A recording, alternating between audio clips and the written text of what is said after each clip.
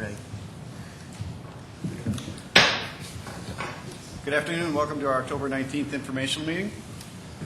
First item, thank you, sorry about that. Welcome to our October 19th informational meeting. First item is City Council staff report, of which there is none. Next item will be Mayor Munson's office. Mark Cotter, I believe you have some information you want to present? Yes. Good evening, City Council. Good afternoon. This afternoon, I'll give you an introduction to our presentation. Chad Heavey will take you through the mechanics. We also have some of the members of the CIP committee that just recently acted on this recommendation list of that's before you in item 25 tonight. That really sets the stage of where we go next year and the following year with the major expansions. And so to back up, as you know, that as we look at our capital program, we've got really three categories. The first is preservation, second is safety capacity, and the third is major expansion. Tonight's all about major expansion and which arterial street inside and on the perimeter of the city will be recommended for construction and design for 2010. And the reason I say construction is the top priority ones would be recommended for construction, and then what you will see is items 4 through 7 we would initiate design on so that those are ready and those plans are ready for bidding the following year, which is in 2011. So again, you'll see this, one of the key changes that Public Works and Planning over the last 2 years really tried to do was move this whole process up somewhat so we could start the design, but also really institute a 2-year program so we can have essentially a full year to design these major arterials, just with the level of design, the private utility coordination, the property owner negotiations. All those steps take time, and we want to, in some cases in the past, we're really rushing some of those processes and not delivering projects early enough in the year to get them bid and then eventually constructed. So tonight you'll see that we've got another list of petitions, which is Chad will take you through what happens when those petitions for improvements come in, and it's essentially the abutting property owners that live next to an arterial street fill out a petition, and then they hand that into engineering. That gets categorized over 8 criteria, and then Public Works and Planning sit down as a group, rank them prior to taking them to a public hearing. Recently we had a public hearing, had a great attendance. The room was full at City Hall. We did get some comments that in years to come, next year starting, that we would spend more time on the list, how the priorities were established, and subsequently to gain more input. One of the reasons why this year it really wasn't a fresh list of projects, and the reason we brought it forward like we did is last year we recommended 6 projects to move forward. And just from a financial standpoint, and it being the first year with the new additional sales tax and platting fees, we only built 3 out of those 6. So items 4 through 6 of last year's priority immediately went to the top of this year's. And we expect that will exhaust our the majority of our funds for this next year. And so that was our response to the public. But we did commit to next year that we will take probably 60 days to really go out to different groups, discuss the priorities, how we got there, get their feedback, and incorporate it accordingly. So again, before Chad starts, the strength, I think, of this program has been for the property owners and also for the city is that we really do, I think, now have a 2-year program, which you'll see a list of projects that will be constructed and then a list of projects that we'll initiate design, subsequently build in 2011.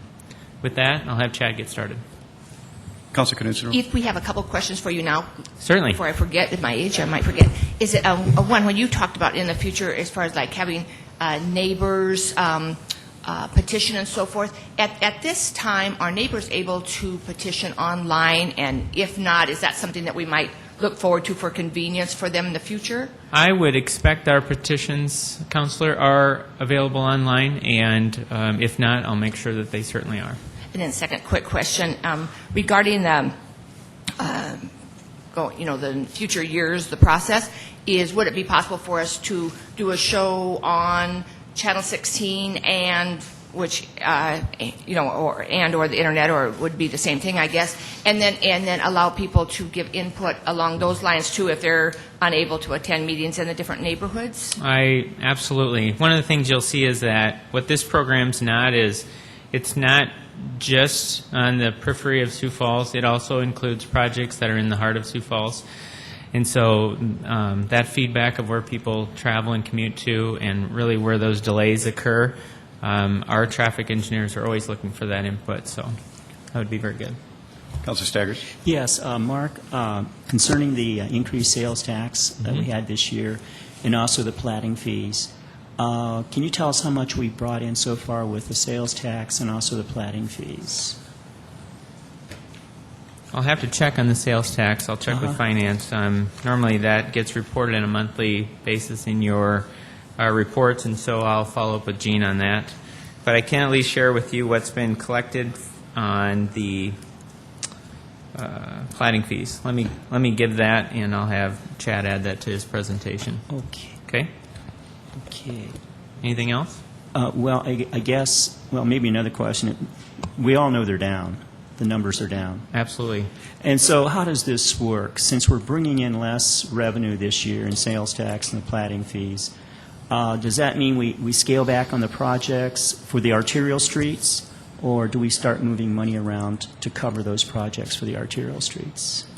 Essentially, the way that it works is that there is a capital plan, and if you look forward to next year's, and you'll see some of this input on Chad's presentation. But it's essentially what we call a pooled project, where we forecast the revenues that will go into that project, but then we bid projects by priority, and then once we're out of resources, we stop bidding. And so it's very common for us to over-program, meaning add an additional project, because if we did get into a significant design issue, right-of-way issue, that we could actually go to the next project. But we do like to stay on priority. But it is, again, one of those, it's a project that we call, it's a pooled project where there's a set amount of funds, and then we start to bid those projects by priority. And so consequently then, when we have a smaller pool than we thought, then we're not going to go beyond that for sure on the arterial streets. Without a doubt. Okay. That's right. Okay, thank you. Any other questions for Mark?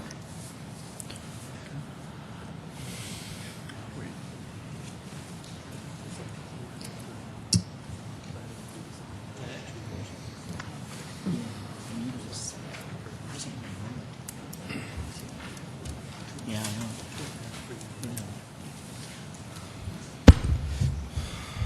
Good afternoon, Chad Hebe with the Engineering Division of Public Works. Councilmember Staggers, to date in the arterial street platting fee, we've collected approximately $258,000. 258, And for the water distribution system platting fee, $131,000. 131,000. So almost $400,000. And the last time I looked at the second penny, it was around that $2 million, but Mark will verify that with finance. Because, the agreement is that it would be 50-50, I believe, wasn't it? No. For the sales tax, the additional sales tax approximately, and then the platting fees? The agreement was that the .08 would be used specifically for arterial street expansion. Right. In addition, the platting fees also go to the arterial street expansion. Yeah, but I thought we had a certain percent. The percent was how we arrived at what we came up with as a $10 million addition to the fund. It was 60% and 40%. 60-40. Yeah. But that was just how we arrived at the $10 million figure. Okay. I did hand out to each of you, there's 3 documents that we'll refer to as we proceed.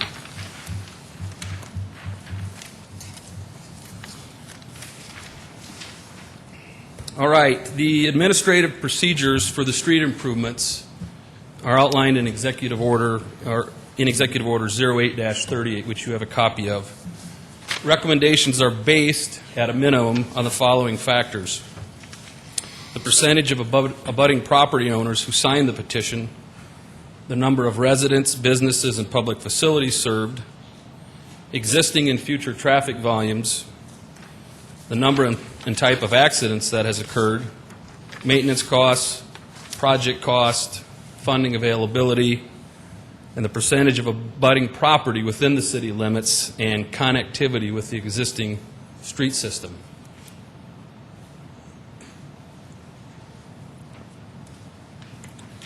First, I'm going to take you through our 2009 priority list and provide you an update on where we are to date with that. The first project this year was a carryover from 2008. It was East 41st Street from Highway 11 to 6 Mile Road. That was always designed to be a 2-year project. And at the time when the project was bid, the asphalt and oil market was very volatile. So we decided to wait to bid that asphalt paving out till the following year, which had saved us about $150,000. So that was the first thing we did in 2009, and that has been completed. The second priority was Sertoma Avenue from 12th Street to 26th Street, and that is under construction as we speak. The third was Maple Street from Career Avenue to Marion Road. At the time, we identified that as a potential use for some stimulus money. The more we got into it, certain requirements associated with that federal money, such as an environmental assessment, had to be completed. The time frame for that was significant because every project using stimulus money had to go through this same process. And at that time, we decided to go back and use local funds and use our federal money for other projects. Since then, we've had some right-of-way and private utility issues that have delayed the project. So because of that, the design is wrapping up now, and it is proposed to be bid in 2010 if funding is available. When we skipped the Maple project, then we had Benson Road, like Mark mentioned earlier. We had the fourth project all ready to go. And so we bid Benson Road from I-29 to Career Avenue, and that is currently being built. The next project was a small portion of 85th Street, going from a rural section to from a gravel road to an urban section, or to a rural section, and that is currently has been awarded, and they'll be completing that here shortly. The next project was the intersection of Southeastern Avenue and 69th Street. Design was started, but funds were not available, so we did not bid it. Design is wrapping up, and it is proposed to be bid in early 2010. Similar, the grading and utility work on 69th Street between Cliff Avenue and Southeastern Avenue. The same thing there. We did not have the funds. We did not move forward. And design is wrapping up, and it is proposed to be bid in early 2010 and built as one complete project that'll take 2 years.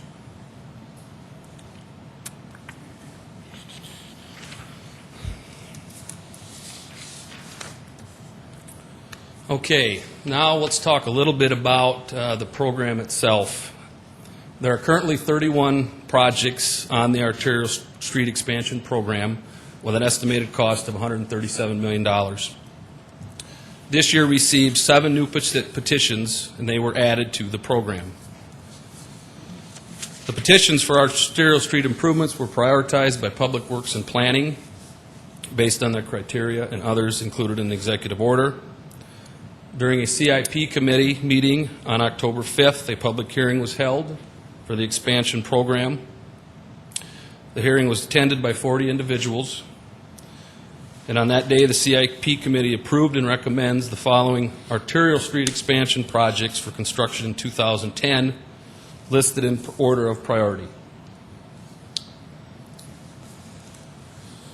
The first one is the expansion of 69th Street from a gravel road to a full urban section with a railroad overpass from Charger Avenue to Tanner Avenue. The improvements will accomplish the following. It will provide connectivity between Cliff Avenue and 57th Street. It will allow the proposed development on both sides of 69th Street over to Southeastern Avenue. There will be an additional east-west corridor through the city from east of South Dakota 100 to west of I-29. Will alleviate the safety concerns of an at-grade railroad crossing. Will alleviate the maintenance issues related to this gravel road. It will provide an additional route to Sioux Falls Christian School and the University of Sioux Falls' sports complex. It will address pedestrian needs. It will enable all utilities to be installed in their proper locations and at their correct depths. And will eliminate future disruption to residents, businesses, and commuters if we were to build half a street or a rural section at this time. The petition was signed by 60% of the abutting property owners. Both sides of 69th Street are in the city limits, and we have acquired the majority of the easements and necessary right-of-way for that project. This next slide just shows Yeah, well, I was going to ask about the overpass. I guess my understanding is that we weren't going to do the overpass immediately, but later. Was this changed or something? I think our initial objective was to build the overpass at this time. Okay. I guess I had a different impression that we were going to, wait a while on that. So I know the city wants the overpass. I just thought it was going to be later.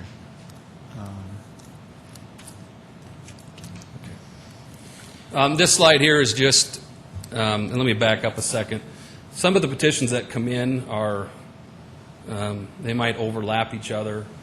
So this is just another petition that we received on 69th Street east to Southeastern.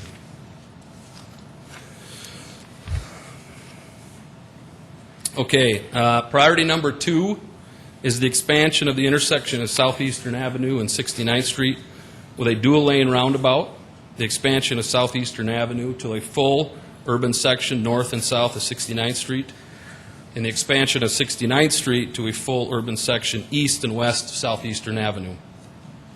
This area is currently a gravel road.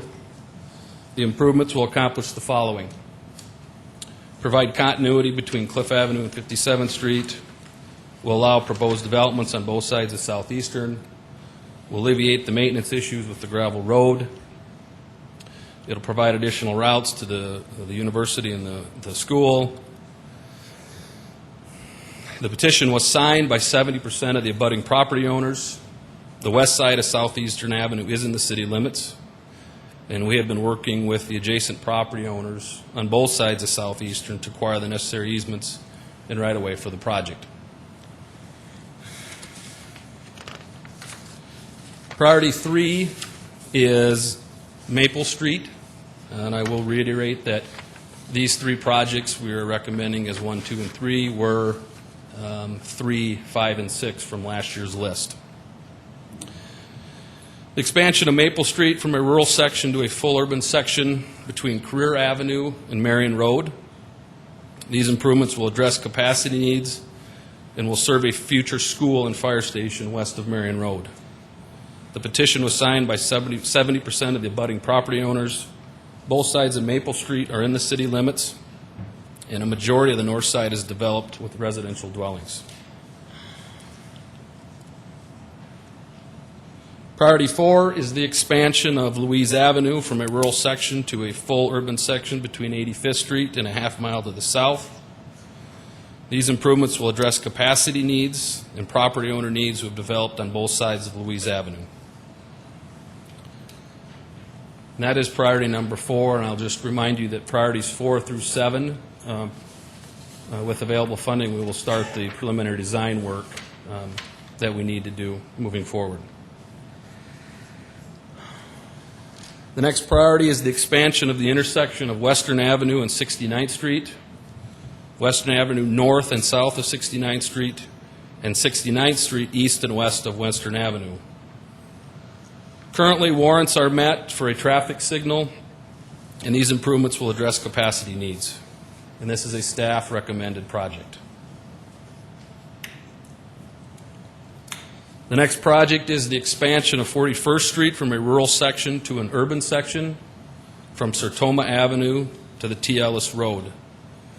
These improvements will address capacity needs and property owner needs who have developed on both sides of 41st Street. This also is a staff-recommended project.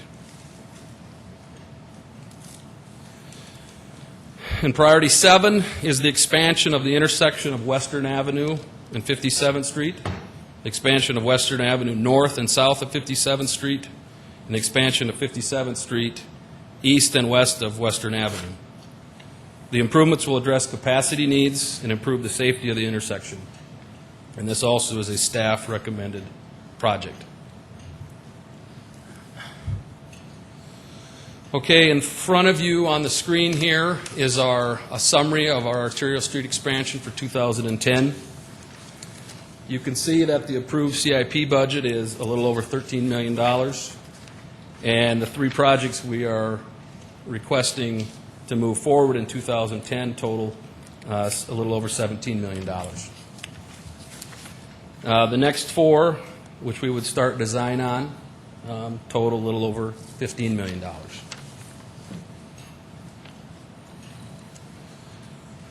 And then this is, and I believe you do have a copy of this in front of you, which is easier to read. This is the full priority list that we have. It's the entire program. As you see, all the petitions listed, all the costs, and on the at the bottom it talks about what we've done in the 2009 program.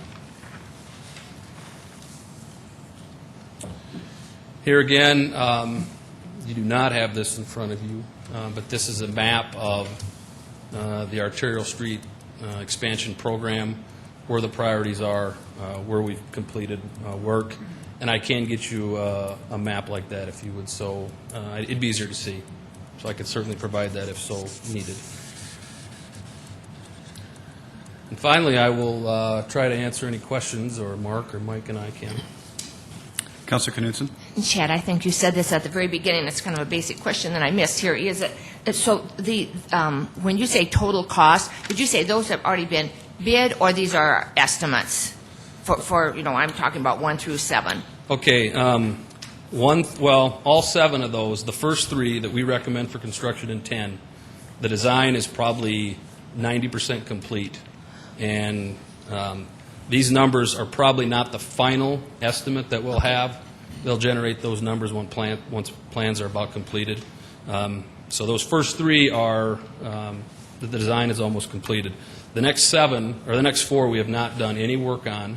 Okay. And following council action, we will initiate design immediately on number 4, because what happened this year, if one of these projects had a right-of-way issue or something that delayed it, we would want to have number 4 potentially ready to bid sometime this summer, if could be. And then just a follow-up question on that, Chad, is thank you for clarifying that for me. And so do we think there's much chance right now that the costs might be even considerably lower than what we first thought, even for 1, 2, and 3 with the situation as it is with the economy? There's always that possibility, and it's certainly our hope that we can get these 3. I know, last year we saved $150,000 just on asphalt when the price per ton went down $10 a year. And if you guys all get the bid tabulations, 09 was a very competitive year, and I expect the same in 10. And few costs are still down, so I'm very optimistic. Councilor Litz? Thank you, Mr. Chair. Chad, I'm curious about priority number 15, 49th Street, Western to Minnesota Avenue. Can you tell me a little bit about that? I know that I believe we've completed the negotiations with Sioux Boat, and then would the tank farm be the next one? And then also I have I've been driving around back of there, and I see we have a huge retention or a detention pond back there, and I was curious about what we were going to do with that. Mark, do you want to address that one? Councilor Litz, that project we're progressing. We did close on Sioux Sports earlier this year. Our next negotiation, which we've initiated, is the parcel to the east, and that's West Park Center. There's a group of owners of that parcel. the city has purchased the next parcel east of the detention pond, and so if we're successful with this next parcel, we'll at least have that first quarter mile purchased. Once we get onto the railroad line, then we only have to purchase a portion of the road because there's already railroad right-of-way there that the city owns. So we're progressing. Very good. Thank you, Mark. I'm just excited about that. I think that'll really alleviate some of the traffic out on that end of town and hopefully, take some of the pressure off right where you come out of like Scott Lumber to get on Minnesota Avenue right by the intersection or by the interstate. It gets pretty tough to get in and out of there sometimes, I know. It would. I can certainly also, council, address a previous question. As of September 30th, the city has collected $2,093,280 worth of the .08 sales tax. Councilor Bennigan? Excuse me, Mark or Chad, I'm not sure which one would answer this, but in the 2010 CIP, that a budget was approved for $13.25 million, and the first two projects exceed that 13.2, and you have the third one added in a projected construction for another almost $4 million. Where's the money coming from for that particular project?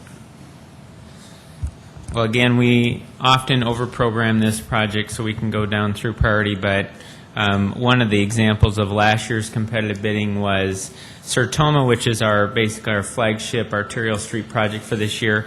That original estimate, which we break these projects down into something that size, probably 300 items, so we have a good database of what that work will cost. The estimate was $4.1 million, and it came in at $2.8. And so, we're not to the point where we want to shift all those data points on what that work could come in, but we are certainly hopeful that that with the competitive market that we can bid at least 1 and 2, and then potentially 3.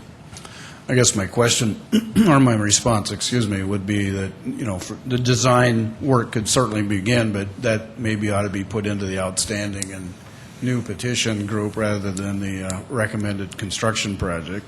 Then the other question I have, if I may, is on item priority number 4, when you only have 30% of the petitioners approving the project, why would we make that such a high recommendation when we only got a third of the people approving it?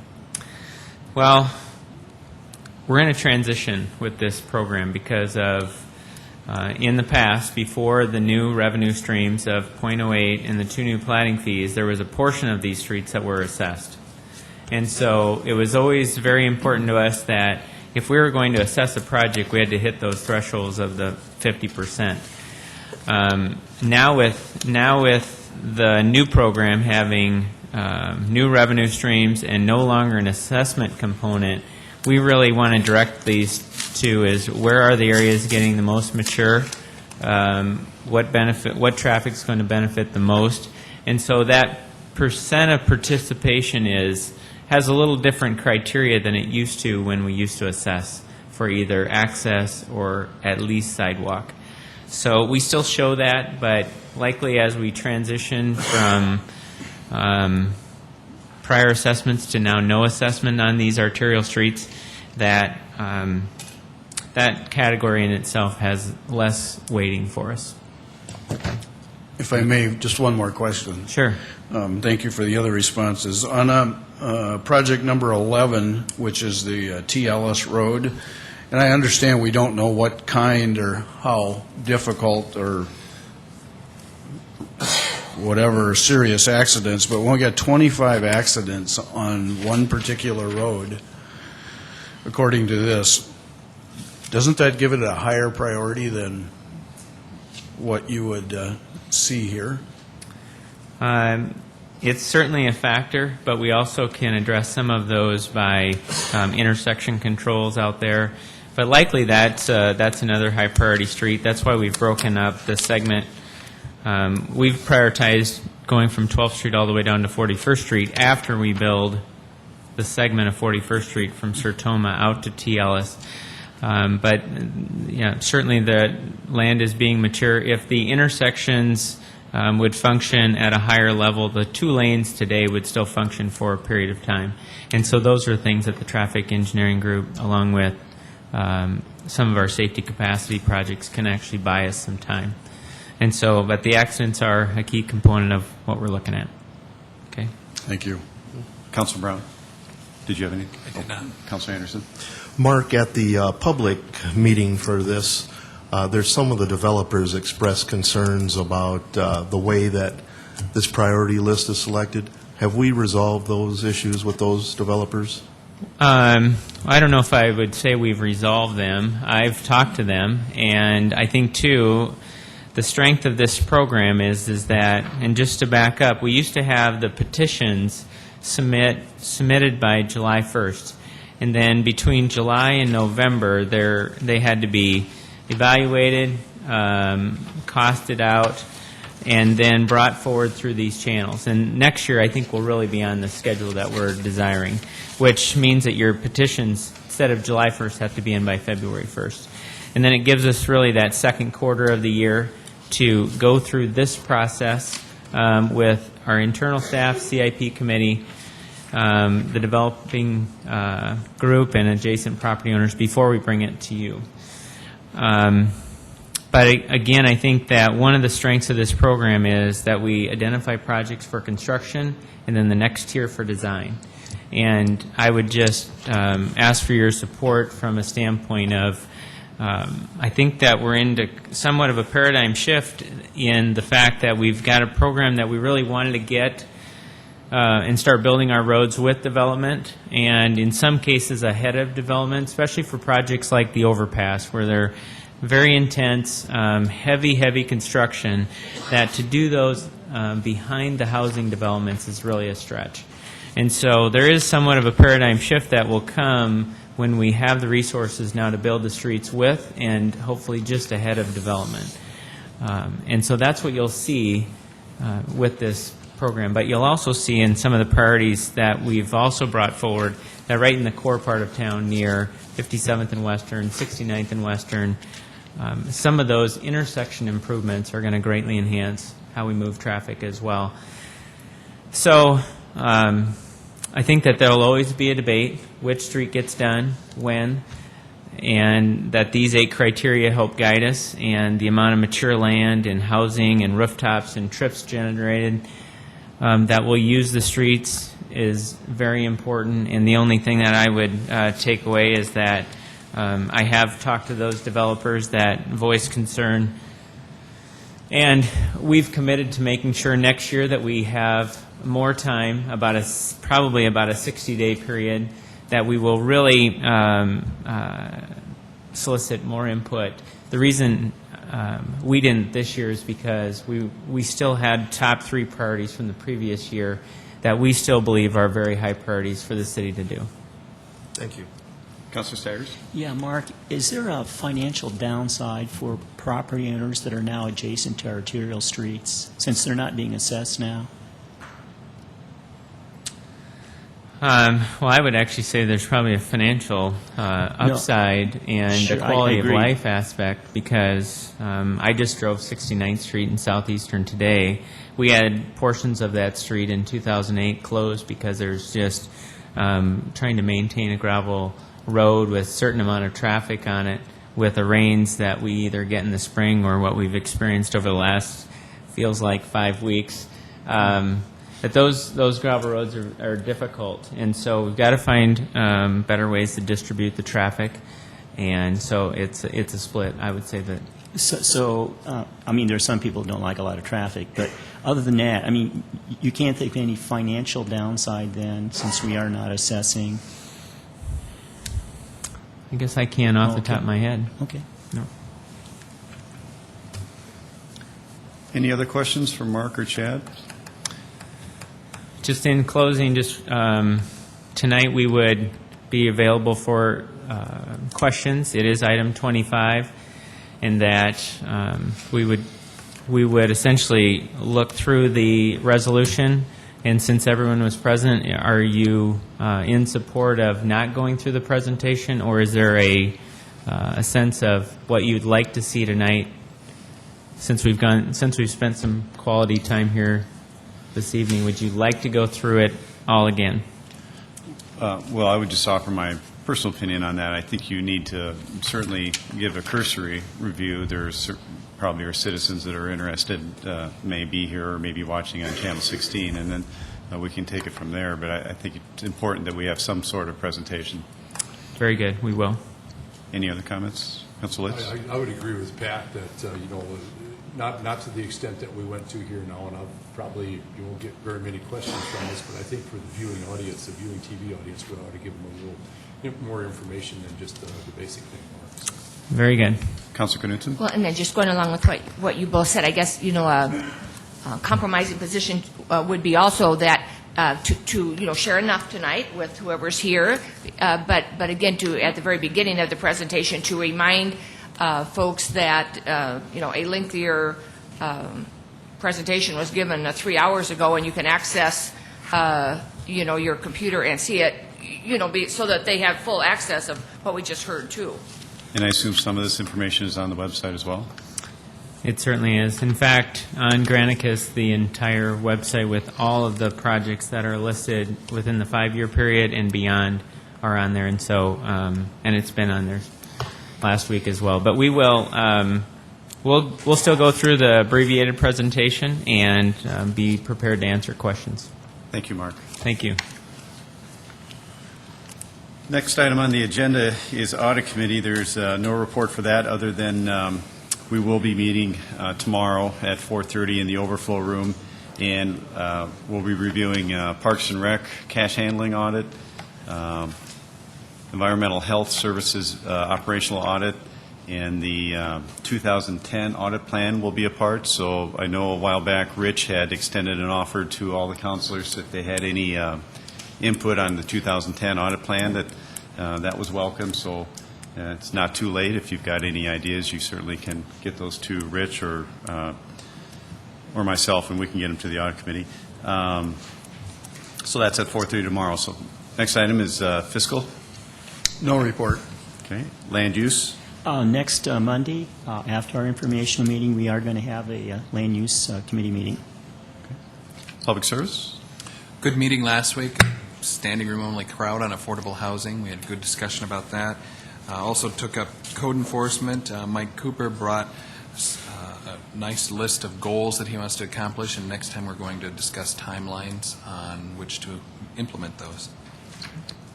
Next item is City Council open discussion. Councilor Knudsen. Just a friendly reminder to all of you that we have Breakfast Club this Wednesday morning at 7:30 a.m. at the Old Courthouse Museum. And, of course, we can access that building at the back of the building also. There's nice parking at the back if that works better for people, or the front will be open for us, too. So I'm hoping that we'll have a really good turnout of city councilors there, and county commissioners and school board members, and of course, the public is welcome also, as usual. Any other open discussion? Councilor Anderson? Sure. In this month's sporting news, Sioux Falls once again made a little column in here. They have they call it the 399 best sports cities in the country, and Sioux Falls is listed as 298th. And this does not matter what size. So I thought that was a pretty good recognition for the city. That's nice. Councilor Litz? As long as we're speaking of sports there, as long as we're speaking of sports here, something happened real interesting this weekend. As most of us know, the University of Sioux Falls went up to UND and beat them at home. Now, Augustana College, my old alumni, has never done that. South Dakota State University has never done that. University of South Dakota has never done that. And North Dakota State University has never done that. Now, I've always known the Cougars were a pretty good football squad, but I think that really says a lot about the program they have over there, and I just wanted to congratulate them. Any Councilor Staggers, any comments there? Well, a lot of people were kind of surprised that USF did so well against North Dakota, but I'll have to admit that I wasn't totally surprised because, being the NAIA champions across the country, that means we do have a good team to start off with. And so UND, well, they found that out. We have a very good team. So. Well, my wife being a UND graduate was a little disappointed, but certainly hope the USF has continued success on the field. But any other open discussion items? Okay, so we have no presentations today, so we do have a joint Minnehaha County meeting at 5 o'clock, so stick around. Oh, Mike? Sorry to butt in. Mike Cooper, Planning and Building Services. I hope you're all aware that unfortunately we have one item on the agenda with the county, and we're going to request deferral of that one item. That's kind of embarrassing, but it's one of those things that happens. so it'll be brief. That's the intent, yes, unfortunately. Councilor Brown? And I would add to that, because it does involve my employer, SDN Communications, I will be abstaining from that, even the deferral. Okay, so we won't look for you. Anyone else, any other topics or anything? Okay, we are adjourned.